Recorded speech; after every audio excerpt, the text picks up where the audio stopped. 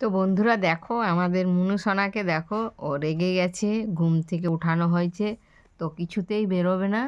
তো এইভাবেই দেখো বসে আছে। তো বলো তো, এই বসাটা কেমন লাগছে? দেখো কিভাবে বসে আছে। ওহ, কি দুঃখ, কি কষ্ট! এই দুঃখ কি সহ্য করা যায়? সেই দিকে জানলার দিকে তাকিয়ে আছে। দেখো দেখো, তোমরাই দেখো সবাই, একে কি বলবে? ঘুমের ঘর কিন্তু এখনও কাটেনি। এই দেখো, মাঝে মাঝেই বসে বসেই ঘুমোচ্ছে। আমি ডেকে দিলাম, কারণ নাইলে রাত্রেবেলায় ঘুমোবে না।